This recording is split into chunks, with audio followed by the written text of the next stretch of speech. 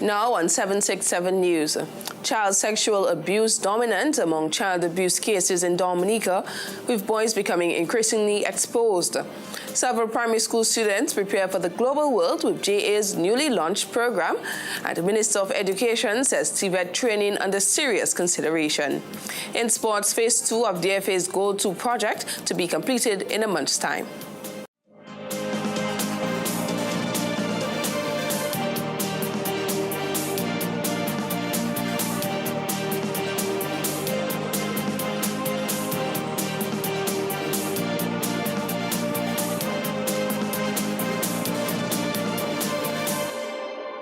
Welcome to 767 News, Dominica's #1 news source. I'm Alicia George.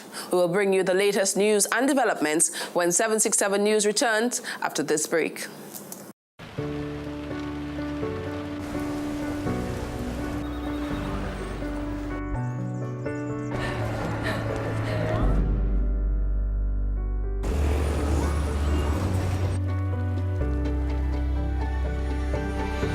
Some call it money transfer.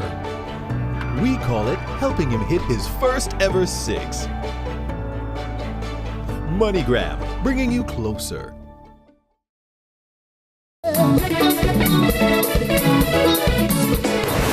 Hello, my name is Mikkel Henderson.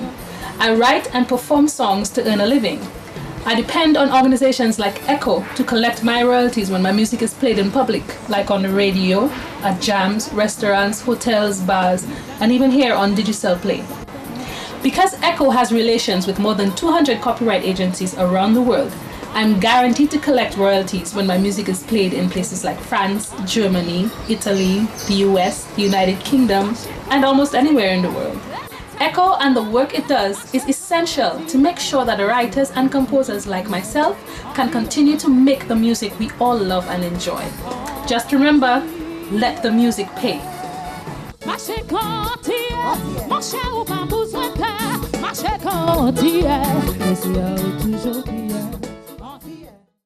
Welcome back. First up this news time, sexual abuse has been reported as the leading type of child abuse in Dominica, according to coordinator of the Child Abuse Prevention Unit, Gemma Azil, who described the situation as a silent emergency.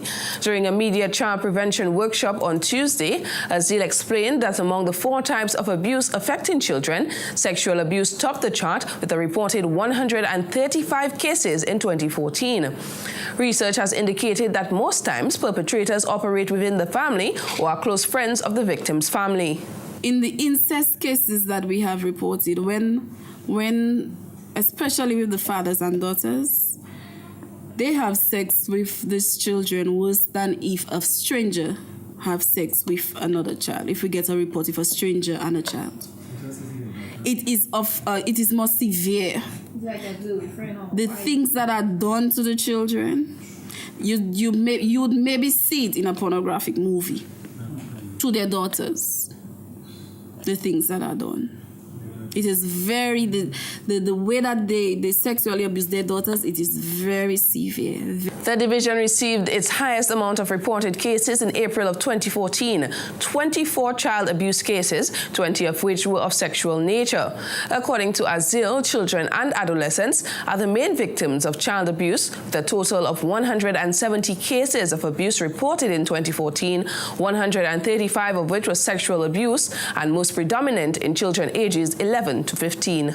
We haven't seen any age yet that has not been affected by child abuse. And keep in mind, when I say any age, that means we have seen from babies to teenagers, but mainly children within the age group of 11 to 15 years of age. Who are the perpetrators? Mainly male. Females do abuse, but most of the times, most of the reported cases that we have, males are the majority of perpetrators. The child prevention officer explained that the most common perpetrator observed in these reported cases are often stepfathers, the mother's boyfriends, sugar daddies, alcoholics, drug abusers, bus drivers, conductors, persons with vehicles, and young boys operating in packs. But what are the contributing factors to child sexual abuse? Azil highlighted the family's socio-economic conditions, particularly as it relates to poverty and social inequities. Sometimes we see lack of sex education with the children. They do not know how to protect themselves. They do not know sometimes exactly what he's doing to me. Is it wrong? Is it something that I should tell somebody? And again, sadly, sometimes if they do know, sometimes maybe if they do not know who to report to, they report to another family member. We still have an issue because it can also die right there. Overexposure to sex on the television or internet was also recognized as a contributor to child sexual abuse. According to the statistics of child abuse for 2014, there were a total of 170 cases, 135 were sexual abuse cases, 24 physical, 7 cases of neglect, 4 cases of neglect and physical abuse, 20 cases of incest, and 9 cases of teenage pregnancy. Of the total reported cases, the age range of children abused stood at 0 to 5 years old, 24 cases, 6 to 10 years old, 38 cases, 11 to 15 years old, 110 cases, and 16 to 17 years old, 7 cases. Sexual abuse was the main form of child abuse in each of the age range reported. Child abuse is no laughing matter and should certainly not be taken lightly. And though it is seen as being predominantly performed on young girls, reports indicate that it is increasingly becoming a problem among boys in Dominica, particularly under the age of 13. Reports coming from the recent media child prevention workshop focused on building the media's role in advocating for children indicated that acts of buggery among schoolboys are being reported too often. Gemma Azil, coordinator of the Child Abuse Prevention Unit, believes that this stemmed from one act, particularly within the family circle, that has trickled down to boys as young as preschool. A lot of the times that we have cases with sexual abuse with boys, usually these boys are 12, 11, 6, 5. 2 little 5-year-olds engaging in buggery, an 8 and 5-year-old, a 3-year-old and a 7-year-old. We see, and this is an issue for us because when we have cases like that, it puts us to do further investigation as to where did they see that? Because when 2 little boys are engaging in that activity, there's no police intervention. Keep that in mind there, because the age of criminal responsibility in Dominica is 12. So this takes a whole different turn, which is therapeutic services and further investigation into the life of the child and the family to find out what did that child see, who touched that child, who exposed that child to some form of activity that they see it now fitting to do it to other children. In 2014, there were 5 reported cases of sexual abuse against boys, a lot of which were anal sex by incest. Perhaps what concerns the Welfare Division even more than the act of incest is the effect it is having on young boys and their sexual preference when they receive no help or counseling. The effects are wide-ranging with children because sometimes you find children who have been sexually abused, sometimes they change their sexual orientation because if they have been abused by a man, they're no longer interested in men and they end up being interested in women. Some boys become homosexuals. So there are children who attempt suicide. You find that a lot of times, especially the children who have been sexually abused through incest, a lot of times they attempt suicide. Other major concerns for the division include physical abuse labeled as discipline, homosexuality, young persons engaged in the viewing and recording of pornographic films, and emotional abuse, which is often masked as a norm in the Caribbean. Additionally, Lisa McLean Trotman, Communication for Development Specialist with UNICEF, told 767 News that through surveys and research undertaken in partnership with the respective governments across the Caribbean, there is a trend which is quite noticeable. In terms of the child sexual abuse, you're seeing a number of trends. One is that child sexual abuse in the public's mind seems to be an emerging problem. there's sometimes no clarity in terms of the definition of when does childhood end, when does it begin. Even though we know the legal age of who is the child, sometimes there are gray areas like, does it end when a child becomes pregnant? Does it end at the age of puberty? So there are some of those myths. In the Caribbean, children are abused not by strangers. Stranger abuse is usually rare, and that's what I meant by not like in the US where you have like pedophiles who go and snatch a child and abuse them and so on. It's in the Caribbean, abuse is normally by persons whom children know, whom they trust, and sometimes persons who are close to the family. So that is one of the fundamental differences that you see between the persons who abuse children here and I would say generally what we know about in the U.S. Under the United Nations Convention on the Rights of a Child, CRC, anyone under the age of 18 is considered a child. In other stories, Education Minister Honorable Peter Seja says the Ministry of Education has been giving serious consideration to the issue of technical vocational educational training, TVET. He said currently a number of schools are well on their way to deliver on various areas of the program. Additionally, we have seen the training of a number of teachers and assessors. As I speak at this moment, we have launched the CVQ program at the Dominica Grammar School. We have 2 trained instructors who are on staff at DGS, and the students are working towards CVQ certification in food preparation. One of our other pilot schools, the Goodwill Secondary School, at that school, a second group of students are now engaged in garment production. The GSS, the Goodwill Secondary School, has 2 groups pursuing CVQ certification. Minister Sejan said the Northeast Comprehensive High School, the program is continuing with encouraging results.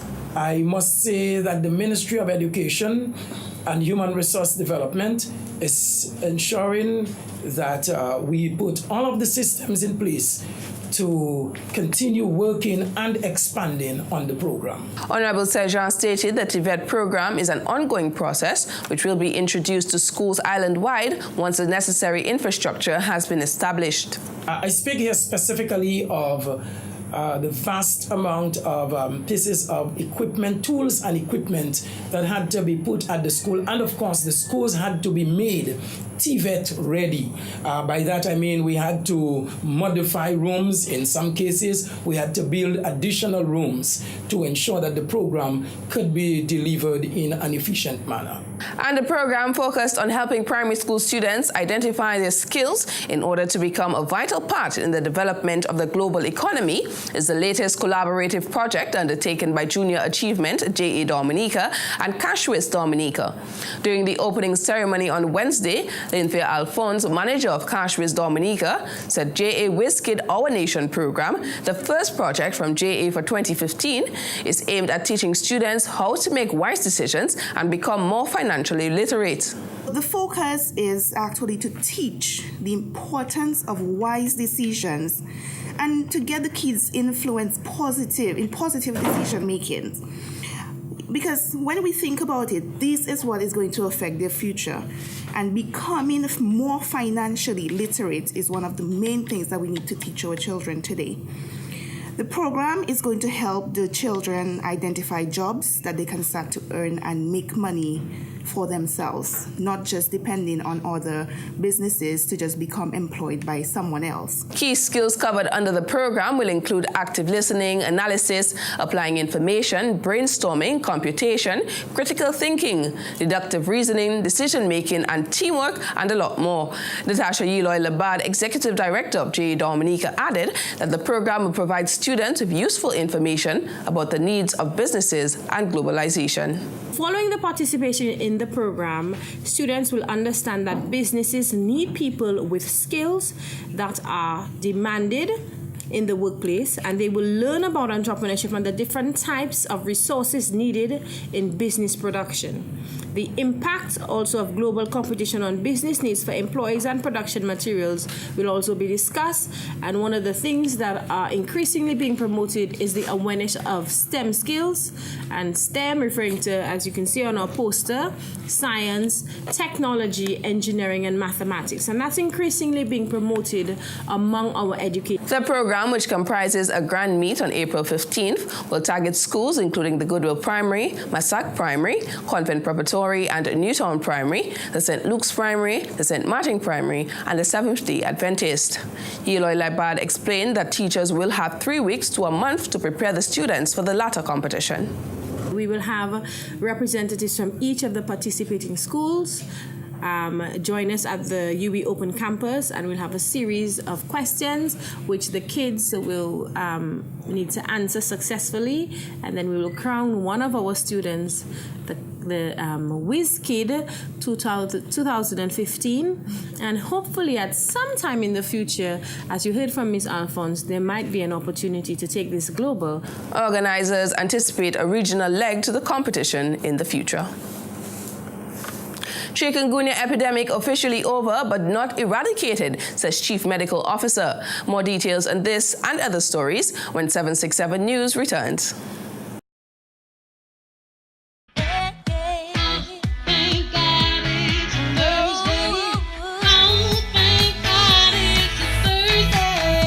Count your Thursdays and win up to $24,000 in cash. For every $9 spent on Big 4, you get a raffle ticket to enter our weekly draws to win $4,000 cash every Thursday for 6 weeks. The more you spend, the more tickets you get, the better your chances of winning every Thursday.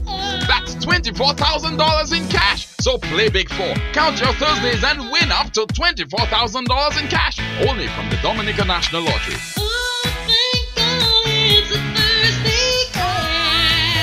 Promotion starts from February 24th to April 2nd.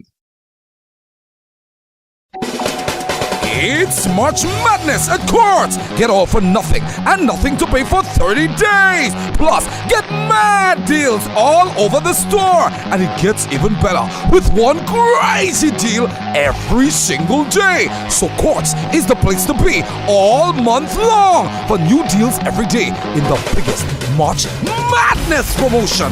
Don't miss it. It's gonna be mad. Thanks for staying with us. Although the Ministry of Health, MOH, has declared the chikungunya epidemic officially over in Dominica, Chief Medical Officer Dr. David Johnson has made it clear that the disease has not been eradicated. The first confirmed reported case was in January of 2014 from an individual who traveled from St. Martin. Since then, the disease spread to numerous communities on island throughout 2014. Dr. Johnson explained that the epidemic was declared over based on the World Health Organization WHO recommendations that the end of the disease outbreak in a country can be declared over once 2 maximum incubation periods have passed and no new cases have been detected. During the time that we actually recorded the chikungunya outbreak in Dominica, as I said, from January 2014, we have seen over 3,700 cases of chikungunya. And we know that that is a pretty conservative number, because not everybody who had chikungunya in Dominica actually reported to the healthcare facility. Some persons actually treated themselves at home when the disease was well established. Persons knew what they have, and some persons didn't report it. So those cases we didn't capture. We tested or confirmed in terms of laboratory confirmation 111 cases. Now, when one establishes an outbreak of a disease, then you don't go testing everyone who actually presents with signs and symptoms of the disease. So the number that we reported out of 111 confirmed cases of chikungunya in Dominica during the time from January 2014 to now, which is February 2015, it doesn't mean that it's only those cases that we had. Dr. Johnson said, considering that some countries across the region are still grappling with combating chikungunya, the Ministry of Health is pleased that the worst is over in Dominica and credits this to the proactive action it took alongside with assistance from its stakeholders and partners. Some of the stakeholders include the Caribbean Public Health Agency, CARPA, Pan American Health Organization, the Health Promotion Unit, Dr. Fish from Yale University in the United States, and the staff of the Ministry of Health. We can announce at this stage that we are out of an outbreak of chikungunya. And I repeat, saying that we don't have an outbreak at this time, but the outbreak is over, does not by any means say that we have absolutely no case of chikungunya. All right, or we will not have any case of chikungunya. We still have the virus circulating. We still have the vector, I should say. We still have the vector. The vector is Aedes aegypti mosquito. And once you have the vector circulating, then it's possible to get other cases in the future. We hope that we don't ever get an outbreak. But you recall that Dominica was a virgin population, so to speak. We had no documented case of chikungunya before January 2014. The chief medical officer said one of the reasons the disease spreads at a rapid rate on islands is that we were not immune to it. He also contributed the spread as a result of a number of breeding sites on island for the vector, the Aedes aegypti mosquito, who laid eggs in uncovered drums at homes, old tires, and stagnant pools of water. In more stories, a two-day workshop held in Dominica aimed at increasing the use of mediation to assist courts in CARICOM countries with reducing the case of backlogs came to an end on Tuesday. The Organization of the Eastern Caribbean States, OECS, Mediator Refresher Training course is part of the Improved Access to Justice in the Caribbean Impact Justice Project activities. Professor Velma Newtown, Impact Justice's Regional Project Director, said this was the first of a series of training programs for mediators in the OECS countries. After Dominica, we're going to go to Grenada and St. Vincent and then St. Kitts. And what we're hoping to do is to retool mediators who were trained sometimes up to 9 and 10 years ago to make sure that they have not forgotten the basic concepts of mediation and that new skills and techniques that have been developed since then they're aware of. We also want to hear what the issues are in connection with the delivery of mediation training. Because we have to remember that mediation is designed or is being used to assist in lowering the backlogs in courts. Professor Newtown said they want individuals who are trained in mediation in the communities, including justices of the peace, police, and teachers, to be equipped to deal with situations as they arrive at the community level. If this is done properly, conflicts will not have to reach the courts for resolution. Newtown said the idea of using mediation is to deflect some of these cases away from the court system, which means that those cases are actually filed and will be dealt with faster. In the OECS countries, the mediation system coordinates mediation, functions in accordance with practice directions, which are agreed to by the courts, the chief justices, and all of the OECS chief justice has a set of practice directions that are to be followed in the delivery of mediation by people who do mediations for the courts. And one of my concerns, certainly from what I heard this morning, is the extent to which the practice directions are being followed. Another thing is that in some countries, and certainly in Dominica, there is to be a court mediation committee which selects the mediators who are used in the court system, because the judges can refer cases to mediation. And when they refer cases to mediation, this is where the selected mediators should be able to draw from that pool to do the mediation. According to Professor Newtown, Dominica's Mediation Court Committee is non-functional. However, the Impact Justice Project will discuss ways in which these committees in the Caribbean can be revitalized. One of our projects is to deal with troubles in schools, problems, violence in schools. And we're hoping to develop, we'll probably be using Barbados, St. Kitts, and St. Vincent as the first countries in a pilot in which we will train teachers and students with problems in how to use restorative justice concepts to deal with them. But right now the focus is on mediation. 20 officials, including attorneys, magistrates, and police superintendents, participated in the workshop. The workshop assisted the participants in the further development of skills and methods required for effective mediation and conflict management. The Improved Access to Justice in the Caribbean Impact Justice project is funded by the Canadian government. And acting president of the Dominica State College, Dennis Edwards, says the institution is in support of the social media campaign launch on Tuesday in an effort to promote agriculture. The campaign is also geared at encouraging the youth to get involved in agriculture.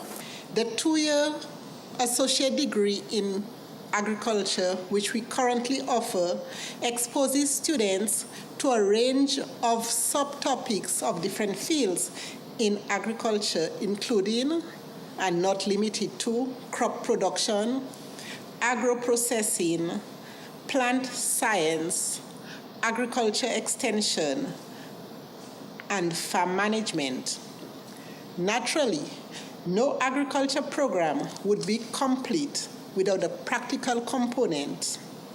Therefore, in every semester, there is a mandatory farm practice where the students get the opportunity to put theory into practice. Edwards said this is important as students usually move on to their own farm practice and animal rearing at home. According to Edwards, the DSC has recognized the span in the agricultural industry, and with less Dominicans being involved in food production, they are committed to making the paradigm shift to maintain Dominica's food security. This is also important, she said, to keep Dominica as the food basket of the Caribbean. In responding to the needs of our students, we continue to bring in new program offerings, and we are hoping that in September we'll offer the certificate in agriculture. We recognize that in this instant now world, not everybody wants to come to college for 2 years. A 1-year program would allow a student who is interested in agriculture to get sufficient knowledge and skills to play a meaningful part, and later, if they so desire, could continue with 1 more year to obtain the associate degree. We are also, as part of the CSEF Caribbean Employment for Education program, we'll be launching the Certificate in Agribusiness program. Again, we need people to understand that agriculture is a business, they need to take it seriously, and there's much to be acquired from agriculture. Edwards said the social media competition further demonstrates the DSC's responsiveness to its clientele as they are aware of their students' keen interest in social media. The acting DSC president said the competition will attract an increase in the number of students pursuing studies in agriculture while encouraging more young individuals to return to the farms. Edwards is also advising potential DSC students to consider agriculture when registering to attend the college. Online registration for the DSC's new school term begins in September and will open in 2 weeks' time. Application forms can be filled and submitted on www.dsc.dm. And that's it for local news. The latest in sports news is coming up next with Larry, so stay tuned.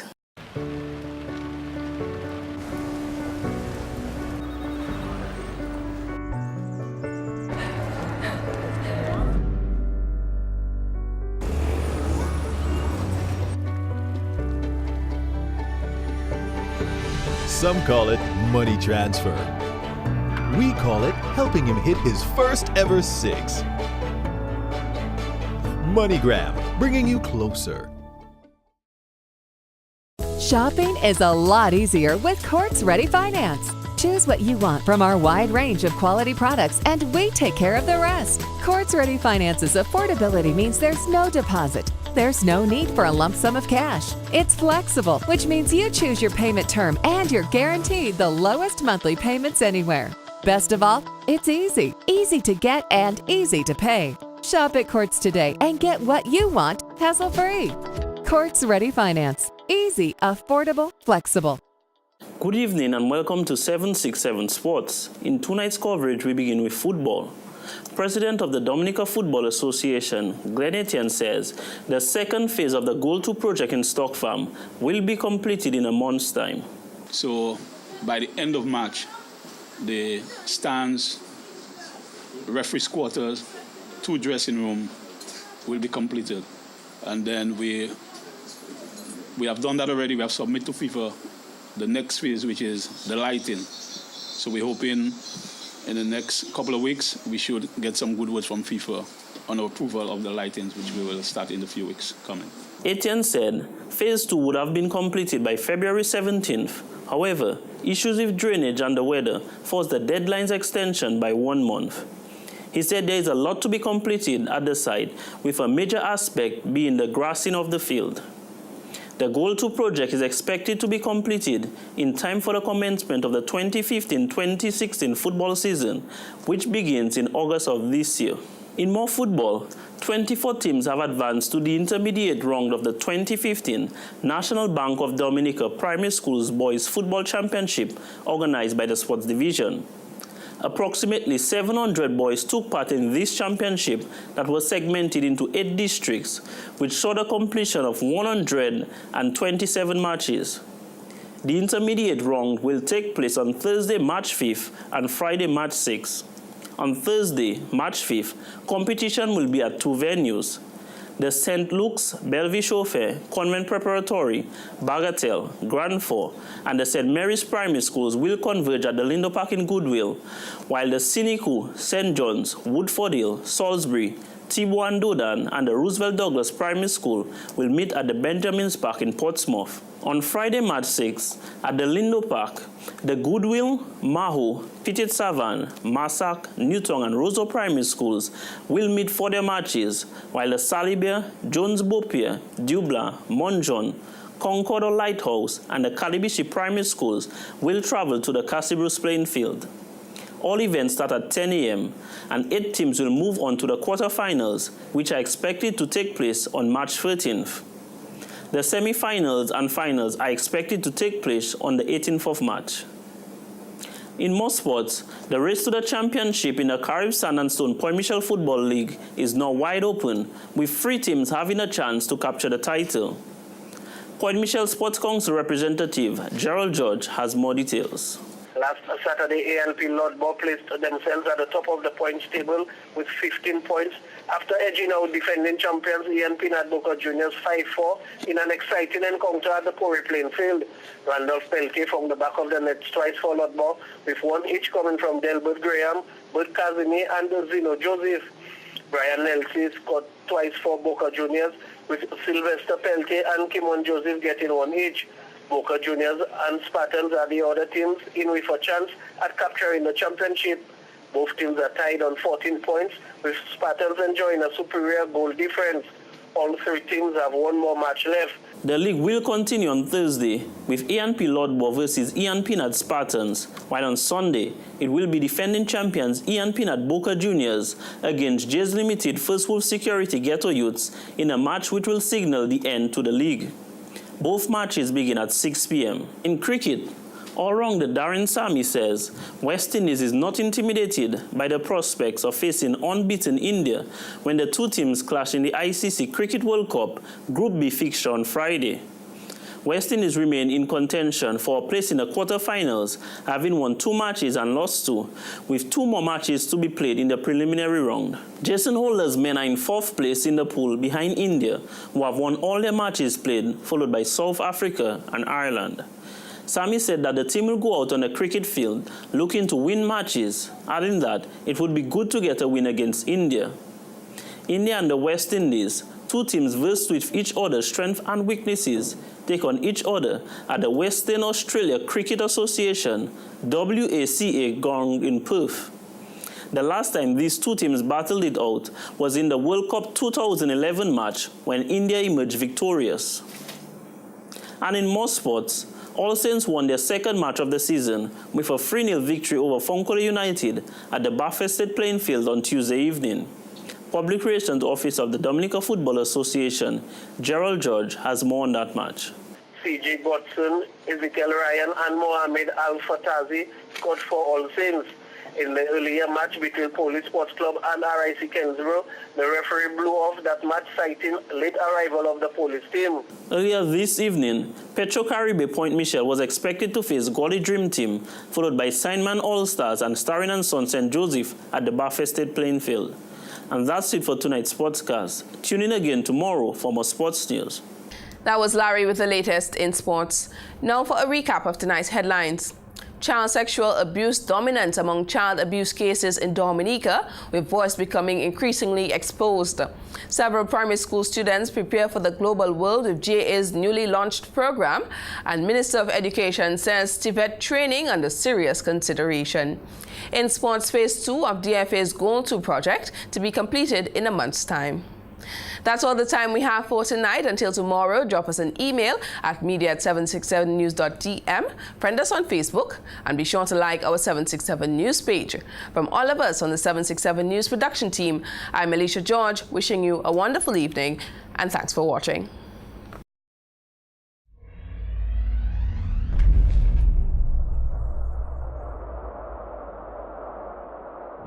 Boom, Miss Sinai, it's my time to get on bad when I jam in at everybody. Come celebrate with me, but if you don't know me yet, don't worry, man, we go take a jam in a party. Yeah, put one hand in the air. 767 News.